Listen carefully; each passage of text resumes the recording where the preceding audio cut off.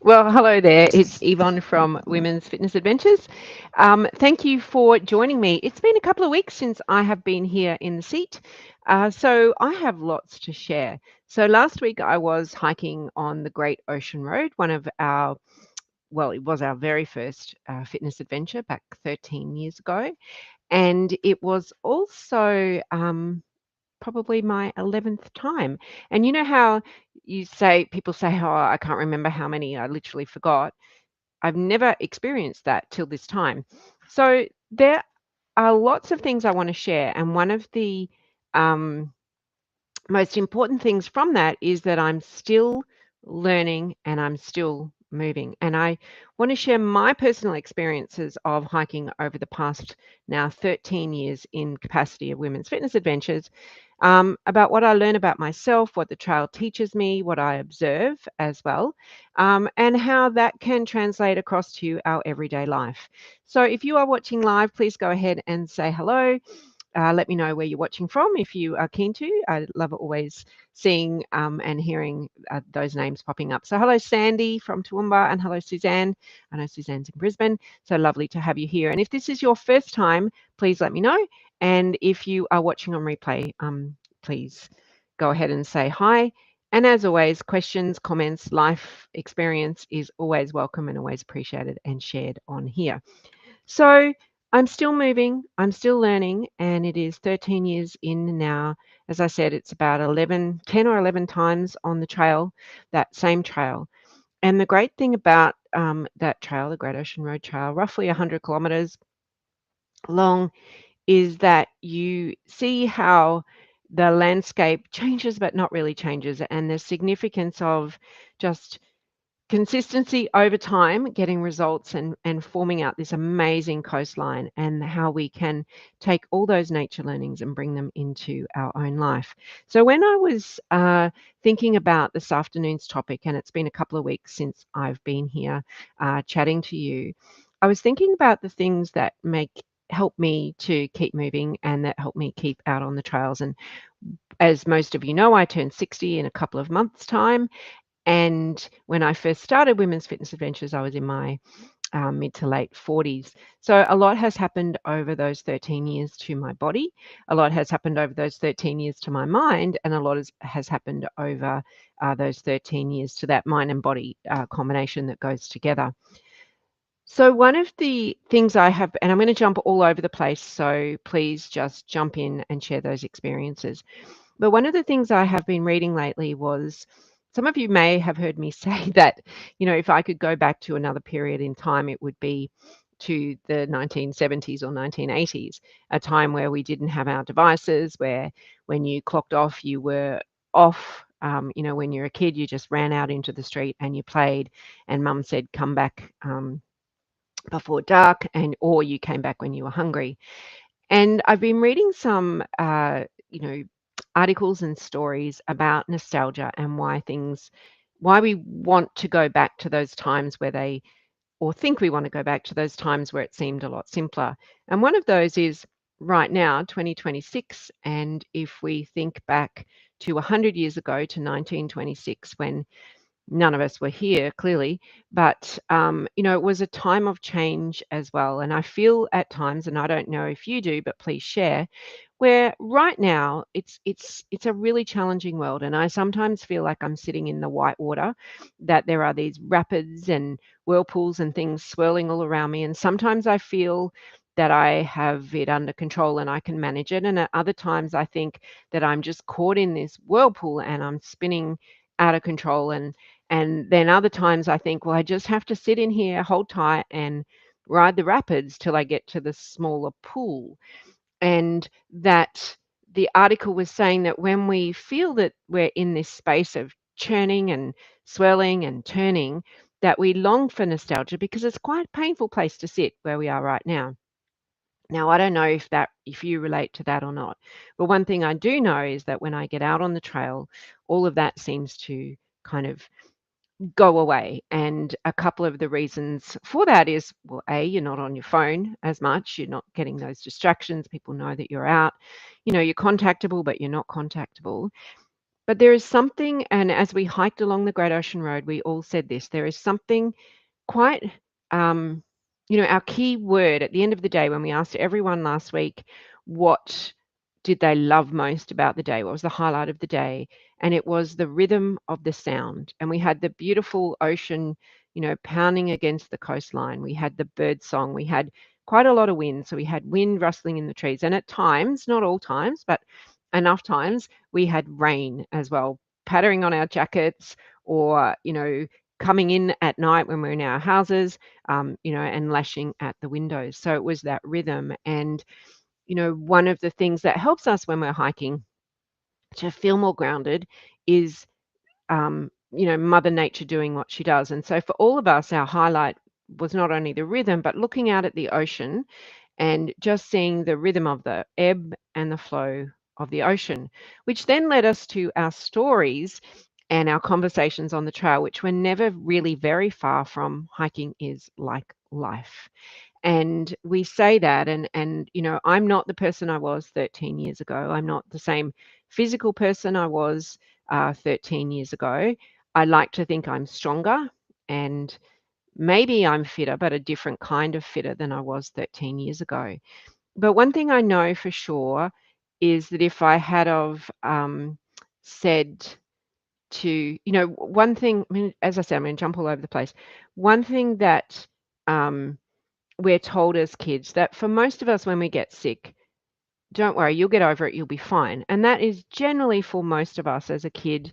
And, some are up to our 30s when we get sick, unless, there are exceptional um, or there are, exceptions to the rule. But generally, for majority of the population, if you get sick, you will get well, you will heal. And we don't really worry about that because that's what we've been told. But somewhere around our 30s and certainly in our 40s, when our eyesight, if we're going to get glasses, it's probably somewhere in our 40s. Somewhere in this thing, as we move into the higher numbers, is that unless we actively do something about our wellness, it isn't going to come looking for us. So, the body's a really smart thing and it will heal what it can, but it needs us to be the second person in that equation. And so, as I've watched myself over the 13 years, and the Great Ocean Road is the perfect marker for me to do that, I know that I'm stronger in my legs. I know that I have better endurance. I know that I probably have better cardio, but age has also told me that perhaps I shouldn't go as fast. Perhaps I should slow it down. Perhaps I should be more considered when I take those steps across any rocks or up on, slippery sections and stuff like that. But for me to be able to be here still after 13 years meant that I couldn't rely on, if you get sick, you'll get well again. I had to be proactive in looking after myself to ensure that I would be here 13 years later, still being able to do the things that I love. And so, a dear friend of mine, Peter, I've often talked about her from Strong Healthy Women. She's about 6 years old, 5 or 6 years older than me. And she says to me, Yvonne, if you find it hard now, then just fast forward 5 more years because you're going to find it much, much harder in 5 years' time. So that's why I do what I do. That's why I go out into nature. That's why I am actively seeking to do those things that challenge me, because I know that if I'm not doing them now, I'm not going to be able to do them in 5 years, because that she'll be right approach doesn't always work. Now, let me just jump into a comment, and hello to everyone who's here. I've seen you all come through. Ellen says, and hello, Ellen. I was hiking today with a group of ladies and we were having a break halfway along the trail. And one of the ladies said, "Isn't it quiet? It was so lovely to be out in the bush, away from the noise, whatever the noise was for each of us." Absolutely. And, we all hold, hold on to things that can create, real noise, which everyone can hear, or that noise or chatter in our head as well. So one of the things, or many of the things that we did on the trail, and as I said, hiking is a lot like life, and so is our exercise a lot like life. And it had been quite windy earlier in the week.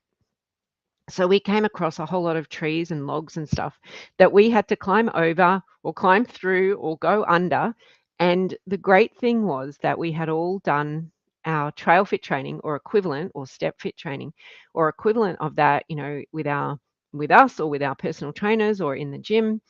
And all of the things that we learn were appropriate on the trail. And all of the things we do on the trail are appropriate in our everyday life as well. So there was one tree we had to crawl under, and the grass was a little bit prickly underneath. So you kind of had to make sure that you didn't put your whole hand down. But we all got into this little bear crawl where we're, hands are on the ground and our knees are hovering over or on our feet like a little, like a baby does a bear crawl, and did that underneath the log. We also did lots of squatting, and we did lots of lunging and lots of step ups, all of the things that we train ourselves for on the trail. But they all came in so handy in our real life, in, what happened every day on the trail. And as we were hiking upstairs and they're looking at the stairs and they're cursing me for the stairs, um, stairs are a lot like life as well. Hiking is a lot like life. When we, come to a, a gully or a hill, and we think about the hill and we look at the Sound of Music hill that we go up. And if you've done the hike with us or with me, you'll certainly know about the Sound of Music hill. And you get to the top of that. So on the way up, you're kind of thinking about the toughness of it, your physical toughness, and then, what conversation is happening in your head as well. And you just trudge along. And when life gets tough, we get in our head a lot.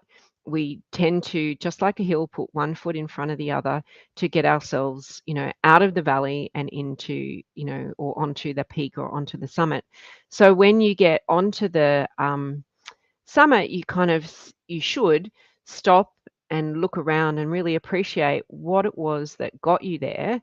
It wasn't just that you started at the bottom and got to the top. It's the things you had done before that. It's the endurance that you had built. And just think about this as life. Don't just necessarily think about this as hiking.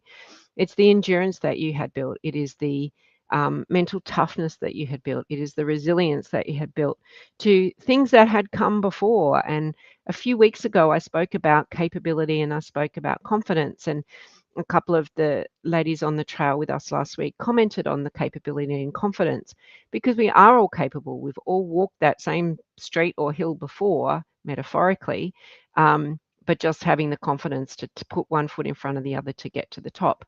And so when we get to the summit, whatever that is on this Sound of Music hill, beautiful, big, open expanse at, on our toughest day at the top of the hill, and you've got the beautiful ocean and big vista of the cliffs all behind you, stop and have a look around and appreciate what got you there, how far you've come, and what things you can do to stay on that summit as well. And, I often think, when life is going well and I'm feeling happy and, everything's kind of humming along, what is it that I'm doing that that um, keeps me in this space, and what can I do continue to do that will keep me in this space for longer. So for when I'm hiking, it's I can continue to do my strength exercises. I can continue to understand my body, to fuel it correctly, to nourish and to get enough sleep. And in life, when I'm on that metaphorical summit, it's what am I doing? And generally, it's I'm getting enough sleep. I'm generally doing all the things I'm doing for hiking. I'm giving my body what it needs to nourish and nurture. I'm in terms of sleep, in terms of hydration, in terms of eating well, in terms of movement, um, and generally taking the pressure off ourselves. Because what I find is that what in life is on the summit has been sometimes a long time in the making, and that perseverance and that commitment. And it's exactly the same as training. So I'm going to have a comment here from Carol. So Carol says, and hello, Carol, welcome. I'm not sure if this is your first time or not. Your fitness drops off 50% when you turn 75. That's why it's so important in our 60s to have a stronger body at 75. I love it, Carol. Absolutely. And, we need to have a stronger body at any time. And the earlier we can start that, the better. And what's strong for one person is different for another person. But our ability to move freely through life um, on our own terms is all about having that stronger body as well. Um, the other thing is that for me, the trail teaches me so much more about me than looking in a mirror does. Because looking in a mirror, I can be highly critical, probably like everyone, highly critical of myself. We were joking about this last week when we were looking at our photos at the end of the day, that we always tend to focus on the things that, um, we don't like about our bodies. There's this one photo that will not see the light of day that Peter, our wonderful bus driver, took of us on our hard day's hike, and we're standing at the beginning at the trailer, and I don't know whether the wind had got up my raincoat or whatever, and it just was like it wouldn't even fit the screen what my raincoat was doing to make me look like. And you know what? That's what I focused on. I wasn't focused on what this girl in the red raincoat was capable of doing at that point in time. And so the great thing about the trail is it's a better reflection of who we are than any mirror. So the trail will tell me whether I'm strong enough. The trail will tell me whether I'm mentally resilient enough. The trail will tell me whether, I have, that stamina to keep going, whether I'm a wet weather hiker or I'm a fair weather friend. The trail will tell me exactly where I am right now. It it's not going to tell me, it will remind me of the girl I was 13 years ago, and it will tell me I'm right here right now, and if I don't keep doing what I'm doing right now, I'm not going to be her in 10 years time. And in 10 years time, I might still be able to do the same things, but it might take me a little bit longer, or I might need more recovery. But my intention is to do the things now, as Carol had said, so that we have that stronger body going forward.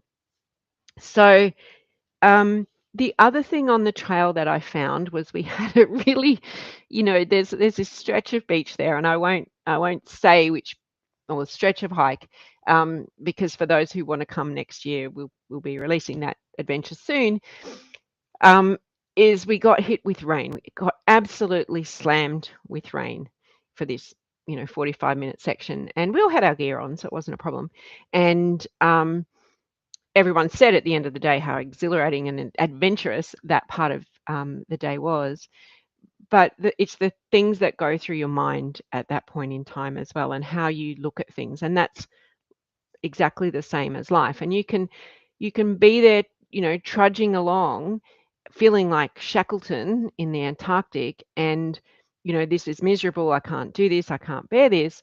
Or you can go, isn't this an adventure? What will come next? What can I learn from this experience? What can I tell myself about it? And it's that internal conversation that we have with ourselves that determines also how we treat ourselves and how we respond and teach and train our body to become stronger. So there's a couple of great life conversations coming in. So I'm just going to read those out. So Christine says, I came face to face with my vulnerability a bit over 12 months ago when I tore my glute med tendon, but even then I felt like I was still going to be okay. But the last 6 months I've torn 3 more tendons and had a couple of physical issues to deal with. And I've come to understand just how much effort I need to expend to be able to continue to live the lifestyle I have chosen and to be able to enjoy my newfound hobby of hiking. And Christine's hobby of hiking is, relatively newfound the last couple of years. And, you know, our question is, and it's like business, it's like anything. If we stand still, especially business, being a business owner is challenging. There are lots of things going on in the world, and lots of changes from government and rules and regulations and stuff. And if as a small business owner, if you stand still, you generally are going backwards. So you always need to be looking and innovating, and coming up with new things or streamlining things. And if we don't do that as a person, then if we stand still and if we say, life is hard right now. I get it. Life is hard. And there's all that whitewash and all that noise. And we were having this great conversation about doom scrolling, which is a terrible word, right? But we had some real conversations, and we have this rule which we generally works on our adventure, where you don't bring your phone to the dinner table. You can have your phone at any other meal, but the dinner table is where for 45 minutes or so, we all sit around on the adventure and share our highlights of the day. We talk about tomorrow, and we just have general conversation, and we try and keep the phones off the table. And we were all commenting how we, can pick up this and just scroll and an hour has passed by, or 45 minutes, or even 10 minutes, and then on the other hand say, oh, I'm too busy, I don't have time for this, I don't have time for that. And so I always have this thing when I am away on an adventure, and it probably compounded a little bit more because everyone was feeling the same, is what can you bring home from the adventure that you will try and not, you know, or that you will bring back into your life, and take one of these mindful transformational things home. And I think because our conversation was so strong around, we're all trying to get, I mean, I want you to be on here to hear me, but we're all trying to get off our phone for the unintentional time that we spend on it. And so I've been home 2 days now, and yesterday I had a beautiful Mother's Day, and happy Mother's Day to all the mothers and daughters and all the women in our world. Um, and there was a thing in the middle of the day, and everyone's doing their thing, and I went, oh, just check the. I didn't need to check my phone, and it just clicked in and went, you don't need to do that. There are, 5 other things you could do for 10 minutes or however long you were going to do on that. That is just wasting your time. And so when our whole group was having that conversation, it really showed me how powerful this has become in our life, but how powerful we still are over taking control. So I'm going to read another comment out from Sharon. Hello, Sharon. I'm not sure we've met either, so lovely to have you here. From Crestmead. Last year I cracked my sacrum, oh dear, and couldn't walk or stand for 2.5 months. Oh my gosh. Not how I wanted to spend life, turning 50, and I gained 20 kilos. Oh gosh. Thank you for sharing that, Sharon. This year I twisted my ankle and having a avulsion fracture. Oh no, I want to get back to nature though, because it helps with the mind. Absolutely, Carol. And thank you, Sharon.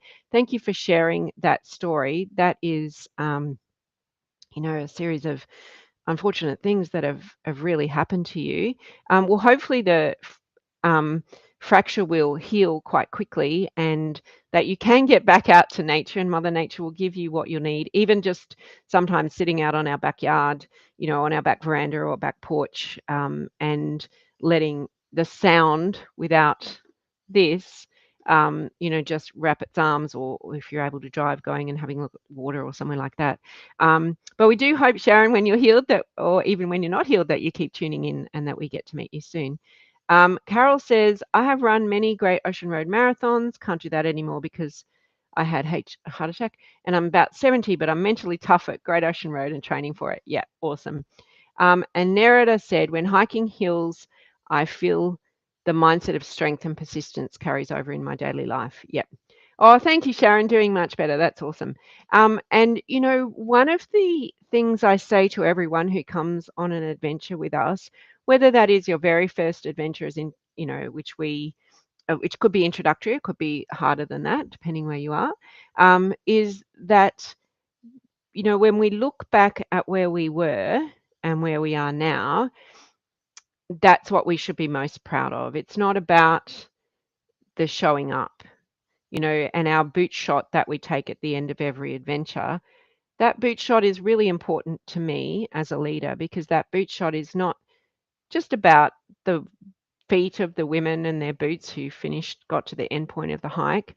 The boot shot is about having the courage to make that decision to book in the first place. And generally, it could be anywhere up to 12 months in advance. And then finding and making the time to do the training, because life will throw things at you and try to derail you. And so your training is punctuated by those moments in life. And it's the ups and downs and the trials and tribulations and the twists and turns that might occur over that period to get you to the very start of the hike. But you persist and you train and you do what you need to do to get you to the start line. And sometimes getting to the start line, you've made that hard decision to book in and to do the training, and you meet the rest of the group, either in person or online. And then you get to the start, and that's another big point. And then all that you've done up and to that point is what will carry you through each and every day of those steps of the hiking trail. And so that picture of the boots at the end is really a celebration of that entire commitment to get to the end of the adventure. And whether you do all days or whether you do some of the days, the boot shot is still really, really important, because it signaled a change back then that you wanted to do something.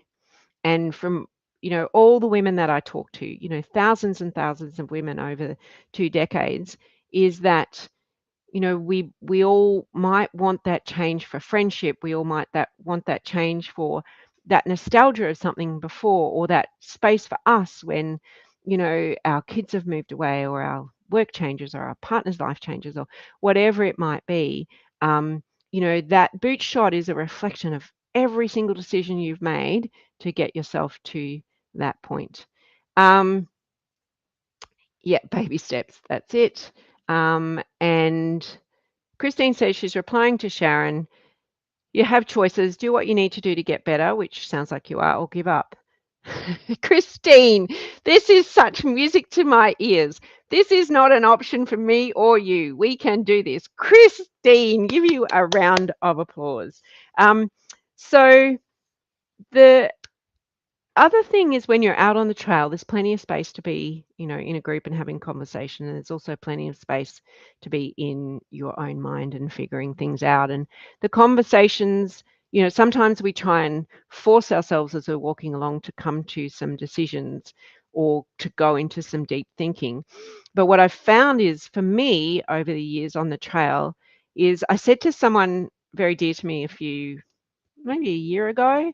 They asked when I was heading out on another trail, and I was on the first day of the trail, and I said, this is really good for me. I get on the trail, I feel, you know, all of everything just kind of melts off. I still have responsibility, of course, but I find the rhythm of putting one foot in front of the other, and I've learned over the years not to force myself to think too deeply, to just let conversations flow in and out, and try and get a whole lot more. By doing that, get the clarity. It's like the ocean coming in and out. Some of those thoughts will come in and never leave, and some will just wash out again, and some will come back and forth. But to just let nature do its thing. And sometimes the clarity comes quite quickly of something I'm trying to solve or think about, or it's been on my mind, or some new idea might come to me. And other times it just might need a couple more hikes to go on, a couple more adventures away.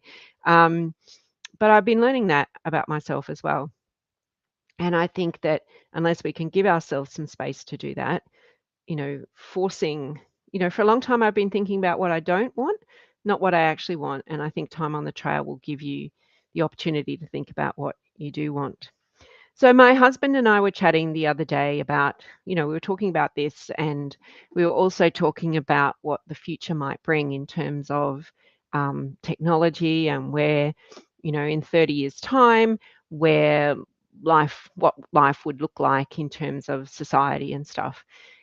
And, where will it end? Will it get faster? Will it get slower? What will people do for work? All those sorts of things. And it's hard to imagine, because most of us were kind of little at the time, when TV first came in. And I'm sure that, grandparents or parents beyond that were, thinking when TV came out, how can people sit in front of that box for hours and watch stuff? And, we now say, how can people just sit there like that and be on their phone for hours? So it's kind of that evolutionary thing. And it's exciting but scary to think of where it might go down the track as well. But we also, he kept looking at, I don't know what we were watching, and there were some celebrities, and it was a movie. It was that Song Sung Blue. And he said, Hugh Jackman looks old. And I said, he is old. We're old. We're getting old. But we don't think we age, which is why we think that what we could do 13 years ago, 14, 20 years ago, we can still do now. And we still can, but we actually have to work at it. So think about that. If you can't do some of the things that you did 13 years ago, then think about the things you can't do now. You're never going to be able to do them in 13 years as well. So kind of play that leapfrog game as well. And the other thing I have learned is watching the 12 apostles. Well, there's only 7 left, and the wave and the wind action, and that pounding of the coast, just like our hiking, is that the trail will reward consistency. You show up, you do your training, you do it regularly, in and out, and it also rewards patience.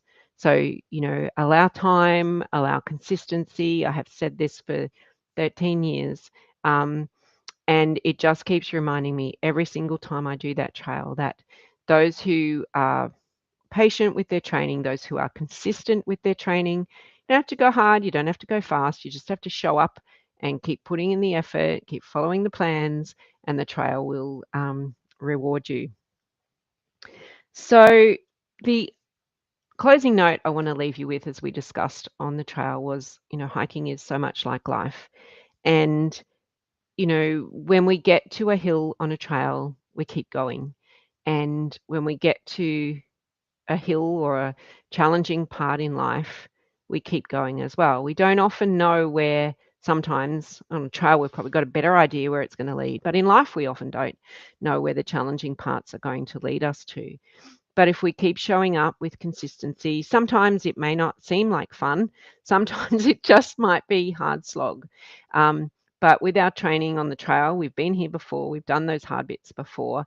And in life, we've done hard things before, and sometimes they feel a little harder. And I know from talking to all them, yeah, they are curveballs, Sharon, talking to all of our women on the trail, we all share very, very similar stories, little plot twists, little, um, different characters, but everyone was able to kind of contribute in some way to the richness of the conversation that helped everyone get over, the stairs and the summits on every day of our adventure, and hopefully bring a little bit of that back into their everyday life as well. So that's my wisdom for today from 13 years of doing this, but also from, I think, 10 or 11 years of hiking annually the Great Ocean Road, the 100 kilometres of that. So thank you for joining me. If you're watching on replay, please feel free to leave comments. Loved all the comments today. Thank you so much, everyone who shared some life experience.